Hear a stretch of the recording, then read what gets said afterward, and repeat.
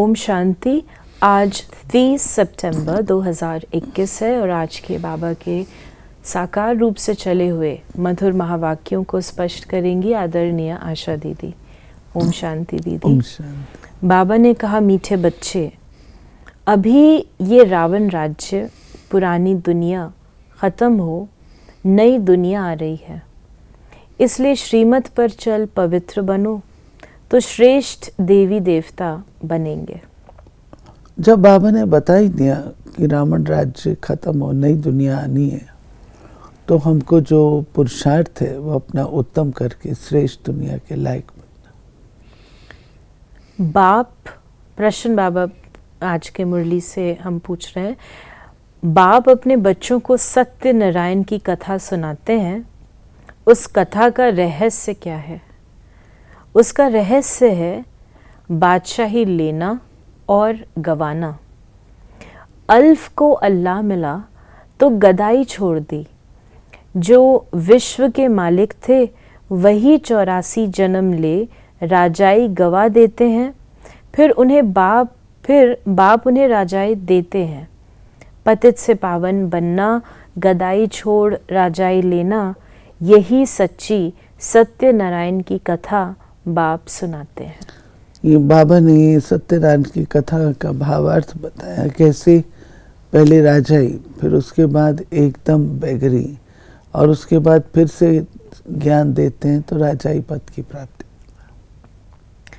गीत है, आखिर वो दिन आया आज। ओम शांति। ओम शांति का अर्थ तो रूहानी बाप ने समझाया है। ओम माना अहम आत्मा हूँ और मेरा शरीर है। आत्मा तो देखने में नहीं आती, ये समझ में आता है, मैं आत्मा हूँ, ये मेरा शरीर है। आत्मा में ही मन बुद्धि है, शरीर में बुद्धि नहीं है। आत्मा में ही संस्कार अच्छे व बुरे रहते हैं। मुख्य है आत्मा। उस आत्मा को कोई देख नहीं सकते, शरीर को आत्मा देखती है, आत्मा को शरीर नहीं देख सकता। आत्मा चेतन है ना, शरीर जड़ है, तो शरीर आत्मा को नहीं देख सकता, आत्मा शरीर को देख सकता है। बाबा ने कहा, जैसे पुराना घर ख़त्म हो नया घर बनता है, वैसे ये पुरानी दुनिया खलास होनी है। सतयुग के बाद त्रेता, द्वापर, कलयुग और फिर सतयुग आना ज़रूर है। वर्ल्ड की हिस्ट्री, ज्योग्राफी रिपीट होनी है। सतयुग में होता है देवी देवताओं का राज्य। आधा कल्प चलता है सूर्यवंशी और चंद्रवंशी। उनको कहा जाता है लक्ष्मी नारायण की डायनेस्टी, राम सीता की डायनेस्टी। तो ये सहज है ना। फिर द्वापर कलयुग में और धर्म आते हैं, फिर देवी देवताएं जो पवित्र थे वो अपवित्र बन जाते हैं। इनको कहा जाता है रावण राज्य। तो जैसे बाबा ने कहा, द्वापर और कलयुग में और धर्म आते हैं और फिर देवी देवताएं जो पवित्र थे वो अपवित्र बन जाते हैं। जो हम समझते हैं, यानी इसका भावार्थ शायद ये भी है कि देवी देवताएं जब अपवित्र बनते हैं तब और धर्म आते हैं। ठीक बात है। जब देवी देवताएं बॉडी कॉन्शियस होते हैं तो वो जो होता है एकदम तहलका मच जाता है, बॉडी कॉन्शियस, धरती हिल जाती है।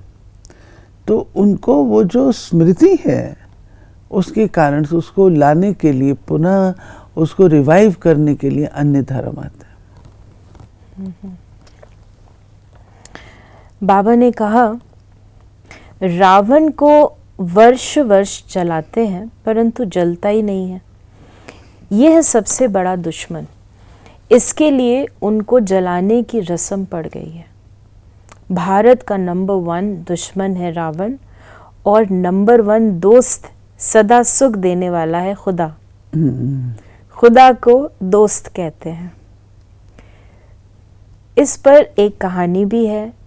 तो खुदा है दोस्त, रावण है दुश्मन। खुदा दोस्त को कभी जलाएंगे नहीं। रावण दुश्मन है, इसलिए 10 शीश वाला रावण बनाकर उनको वर्ष वर्ष जलाते हैं। फिर बाबा ने कहा कि प्रजापिता ब्रह्मा द्वारा ब्राह्मण, फिर ब्राह्मण सो देवी देवता बनते हैं। बाबा ने प्रजापिता का, प्रजापिता भी तो सबका होगा, जिसको एडम कहते हैं। उनको ग्रेट ग्रेट ग्रैंडफादर कहा जाता है। मनुष्य सृष्टि में प्रजापिता हुआ। गाया भी जाता है, प्रजापिता ब्रह्मा द्वारा नई मनुष्य सृष्टि रचते हैं। ये है पतित दुनिया, रावण राज्य। अब रावण की आसुरी दुनिया ख़त्म हो जाएगी, उसके लिए ये महाभारत लड़ाई है। तो जैसे हम पहले भी आपसे हम ब्रह्मा जी के बारे में कहते हैं, ब्रह्मा के द्वारा बहुत कुछ हुआ और ब्रह्मा को सभी वेद शास्त्र आदि भी हाथ में दिखाते हैं, नंबर 1 मानते हैं सभी, लेकिन उनके जो मंदिर है वो नहीं है, पूजा नहीं होती। गुप्त रहे हैं ना, ब्रह्मा बाबा गुप्त रहे हैं। और ब्रह्मा बाबा इस रूप में, इस रूप का तो मंदिर है ही नहीं। उन्होंने भक्ति में ब्रह्मा का मंदिर बनाया, दाढ़ी मूछ वाला, ये बताने के इस मनुष्य सृष्टि का था। इसलिए बाकी वो जो ब्रह्मा बना उसका तो एक भी मंदिर नहीं है। बाबा ने कहा, बाप समझाते हैं, भल किसके पास करोड़ हैं परंतु शांति नहीं है। पैसे आदि तो सब मिट्टी में मिल जाने वाले हैं। नई दुनिया में फिर नई खानियाँ निकलनी हैं, जिससे नई दुनिया के महल आदि सारे बनाए जाते हैं। ये पुरानी दुनिया अब ख़त्म होनी है। सतयुग में है वाइसलेस, संपूर्ण, निर्विकारी। वहाँ बच्चे योग बल से पैदा होते हैं। विकार वहाँ होता ही नहीं, न देह अभिमान, न क्रोध, न काम। 5 विकार होते ही नहीं, इसलिए वहाँ कब रावण को जलाते ही नहीं। यहाँ तो रावण राज्य है, इसलिए सब पुकारते हैं, हे पतित पावन आओ। वो तो लिबरेटर भी है, सबका दुख हरता है। अभी सब रावण राज्य में है, बाप को आकर छुड़ाना पड़ता है। अब बाप कहते हैं, तुम पवित्र बनो, ये पतित दुनिया ख़त्म होनी है। जो श्रीमत पर चलेंगे वो श्रेष्ठ देवी देवता बनेंगे।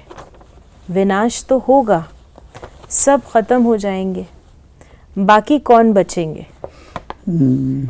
जो श्रीमत पर पवित्र रहते हैं वही बाप की मत पर चल विश्व की बादशाही का वर्षा पाते हैं।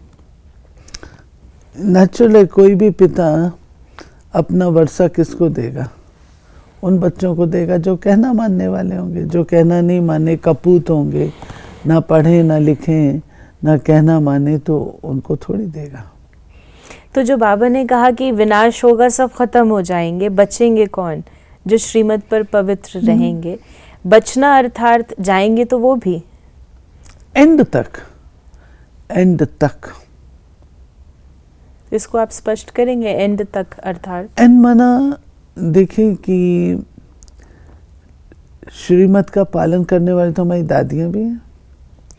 हर एक का पार्ट है, 2 पार्ट बल्कि 3 पार्ट। थोड़े हमको उनके ऊपर थोड़ा सा, जैसे ड्रामा चेंज होता है, सीन चेंज होता है, उसमें फ़र्क पड़ता है। ऐसे सतयुग के आने में, कलयुग के एंड होने में, द्वापर के आने में कुछ ना कुछ थोड़ा सा होता, फ़र्क होता है। तो दादियाँ तो गई हैं, अब वो गई हैं नई दुनिया की स्थापना अर्थ। वो तो है तो यही सृष्टि पे, इसी उसमें। और जो वर्तमान समय है ब्राह्मण, वो भी श्रीमत का पालन करने वाले बहुत हैं। तो वो एंड तक, यानी हर एक का पार्ट है। किसी का पार्ट है स्थापना का, नई सृष्टि के आरंभ का। किसी का पार्ट है यहाँ पर प्रत्यक्षता का, शिव बाबा की प्रत्यक्षता करने का। किसी का पार्ट है सृष्टि को थाम करके रखने का। तो ऐसा यानी जो जैसे ये क्वेश्चन अभी आपने हमारी बाबा तो मुरली में मैं बता रहे हैं, लेकिन जैसे आपने कहा कि जो दादियाँ या जो गई हैं श्रीमत पर, वो अभी भी चल रहे हैं, इसका मतलब श्रीमत का तो उनको इससे पता नहीं होगा, लेकिन श्रीमत के संस्कार बने हुए हैं, तो कोई भी मर्यादा के विपरीत काम नहीं करेंगे। यानी जो उनका जो कर्म होगा, जो एक्टिविटी होगी, उसमें पवित्रता होगी, ज्ञान के जो संस्कार हैं, वो आत्मा अपने जीवन से प्रत्यक्ष करेगी। बाबा ने कहा, फिर बाबा ने हमें बताया कि अभी तो रावण राज्य है जो ख़त्म होना है, सतयुगी राम राज्य स्थापन होना है। राम वो सीता वाला नहीं, शास्त्रों में तो बहुत फालतू बातें लिख दी हैं, लंका ये सारी दुनिया है। फिर बाबा ने कहा सतयुग में बहुत थोड़े मनुष्य होते हैं, कैपिटल दिल्ली होती है जहाँ लक्ष्मी नारायण का राज्य होता है। दिल्ली सतयुग में परिस्थान थी, दिल्ली ही गद्दी थी। राम राज्य में भी दिल्ली ही कैपिटल रहती है, परंतु राम राज्य में हीरे जवारों के महल थे, अथाह सुख था। बाप कहते हैं तुमने विश्व का राज्य गवाया है, मैं फिर से देता हूँ, तुम मेरी मत पर चलो। श्रेष्ठ बनना है तो सिर्फ मुझे ही याद करो और किसी देहधारी को याद नहीं करो। अपने को आत्मा समझ मुझ बाप को याद करो तो तुम तमो प्रधान से सतो प्रधान बन जाएंगे। तुम मेरे पास चले आएंगे, तुम मेरे गले की माला बन फिर विष्णु के गले की माला बन जाएंगे। माला में ऊपर हूँ मैं, फिर युगल है ब्रह्मा सरस्वती। वही सतयुग के महाराजा महारानी बनते हैं। बाबा ने कहा उन्हों की फिर सारी माला है जो नंबरवार गद्दी पर बैठते हैं। जो मेहनत करते हैं उन्हों के फिर यादगार बनते हैं। आत्माओं का रहने का स्थान है परम धाम, जिसको ब्रह्मांड भी कहते हैं।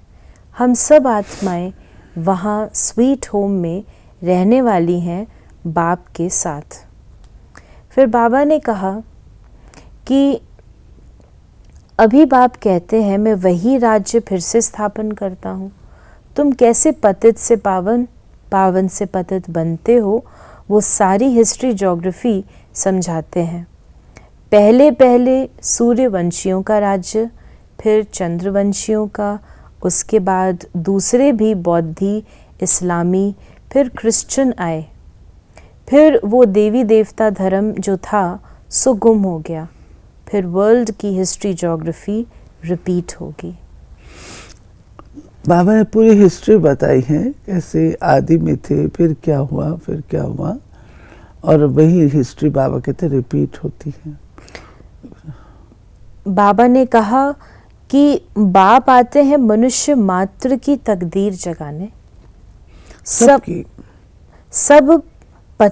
सब पतित दुखी हैं, सब त्राही त्राही कर विनाश हो जाएंगे। इसलिए बाबा कहते हैं त्राही त्राही के पहले बेहद के बाप से कुछ वर्षा ले लो। ये जो कुछ दुनिया में देखते हो वो सब ख़त्म हो जाना है। Fall of Bharat, rise of Bharat, ये भारत का ही खेल है। फिर बाबा ने कहा, फिर बाबा ने हमें बताया कि जितना याद करेंगे उतना पवित्र बनेंगे, औरों को भी आप समान बनाएंगे तो बहुतों की आशीर्वाद मिलेगी, ऊंच पद पालेंगे। इसलिए गाया जाता है सेकंड में जीवन मुक्ति। बाबा ने हम बच्चों को वरदान दिया, ताज और तिलक को धारण कर बाप दादा के मददगार बनने वाले दिल तख्त नशीन भव। जब कोई तख्त पर बैठते हैं तो तिलक और ताज उनकी निशानी होती है। ऐसे जो दिल तख्त नशीन है उनके मस्तक पर सदैव अविनाशी आत्मा की स्थिति का तिलक दूर से ही चमकता हुआ नजर आता है।